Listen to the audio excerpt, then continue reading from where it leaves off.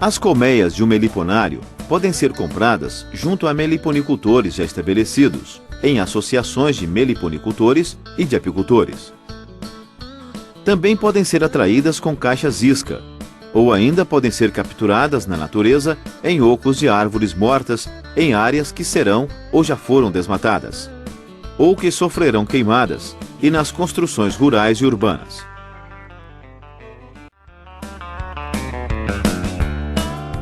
Na atração com caixas isca, utiliza-se uma colmeia vazia com as medidas adequadas à espécie a ser atraída.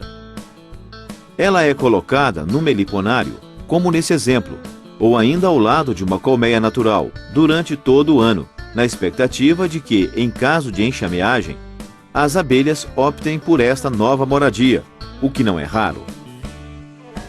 No Eimba-Coaí, várias colônias de jataí, iraí, moça branca e uruçu foram formadas a partir de caixas iscas.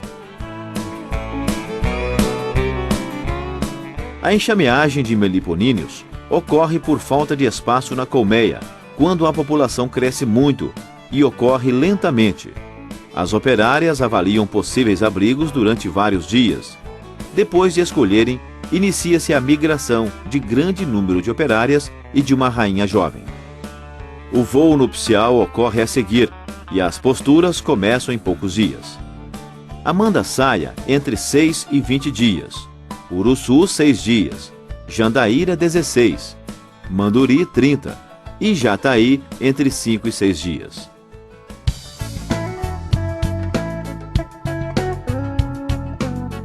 A forma mais rápida de se obter uma colônia de abelhas é a captura em abrigos naturais. O meliponicultor deve estar atento a informações sobre ninhos em tocos de árvores, construções rurais, muros e mesmo em cupinzeiros em áreas agrícolas e em cabaças e cortiços.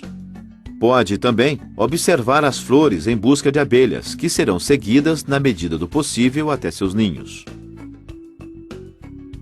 O abrigo original das abelhas é fechado à noite, quando praticamente toda a população de abelhas está em seu interior.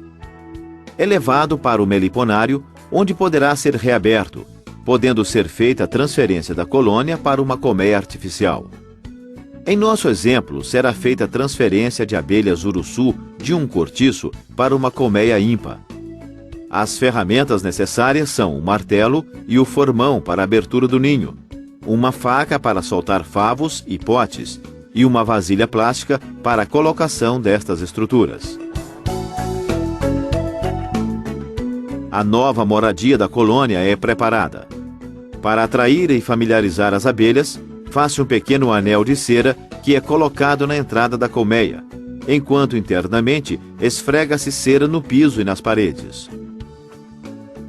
O piso do local onde se fará a transferência é coberto com uma lona, para que as abelhas que caiam ao solo possam ser pegas com facilidade.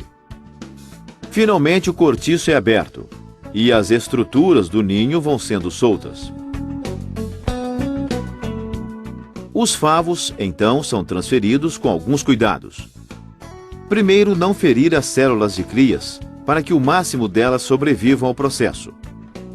Depois, não inclinando os favos com ovos ou crias novas, que podem gorar. Após a transferência, a colmeia é levada para o mesmo local onde estava o cortiço anteriormente.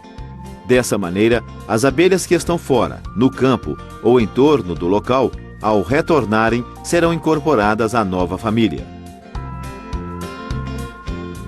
Por fim, as estruturas da nova colmeia, como ninho, alça de divisão e melgueira, são fixadas com fita adesiva. Os potes de mel e pólen serão recolhidos à parte, não sendo transferidos para a nova colmeia. O mel poderá ser colhido para consumo humano, enquanto os potes de pólen serão colocados na colmeia 4 ou 5 dias depois.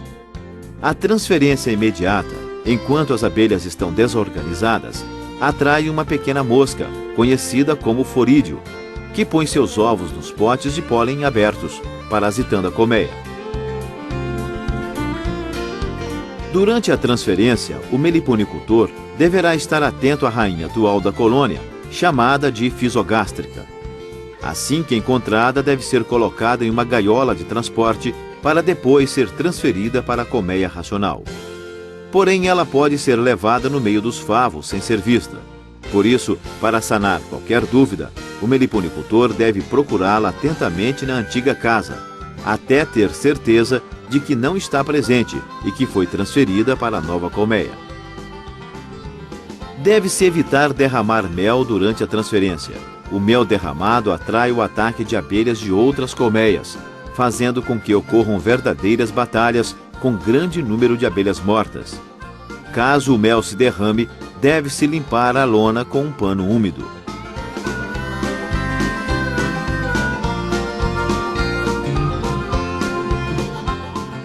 São transferidas reservas de cera, cerume e resinas encontradas na colmeia original, o que vai facilitar o trabalho de estabelecimento da família. Antes de fechar a nova colmeia, é colocado um pedaço de plástico sobre a melgueira com as mesmas medidas da tampa, com o objetivo de evitar que o invólucro e outras estruturas do ninho grudem na tampa. Logo após a transferência, as abelhas estão desorganizadas e as estruturas do ninho danificadas. Será preciso fazer um manejo inicial específico. O primeiro deles é a alimentação artificial. Prepara-se uma solução contendo 50% de água, 50% de açúcar, que são fervidos por 1 ou 2 minutos, formando um xarope, ao qual são acrescidas algumas gotas de baunilha. Também podem ser usadas folhas de capim-cidreira, colocadas no xarope enquanto ferve. A baunilha e o capim-cidreira dão um odor natural ao alimento. O xarope pode ser mantido em uma garrafa limpa por até uma semana, em geladeira, sendo usado pouco a pouco. Para ser consumido pelas abelhas, é colocado em um alimentador, constituído por uma bacia plástica que tem em seu interior um pedaço de tela plástica, sobre a qual as abelhas pousam sem se afogar na solução. O alimentador é colocado na melgueira, no interior da colmeia, e será verificado e completado a cada 2 dias. Após a transferência do enxame de um toco para uma caixa racional, nós devemos ter alguns cuidados, principalmente no que diz respeito à não colocação de alimento como pólen. Por quê? Porque senão irá atrair o forídeo. Deverá ser colocada alimentação líquida, por exemplo, mel com água, após o 2º dia da instalação das abelhas, para evitar que nessa desorganização das abelhas penetrem alguns inimigos. Após o 3º dia, você deverá fazer uma revisão, procurando retirar a sujeira ou o lixo que é decorrente da destruição de alvéolos, e de algumas abelhas mortas também. Então você facilitará a tarefa das abelhas. Decorridos os 6 dias da transferência, você deverá observar principalmente a movimentação das abelhas e já a presença da rainha, se for transferida a rainha fisiogástrica. Se não, se há rainha virgens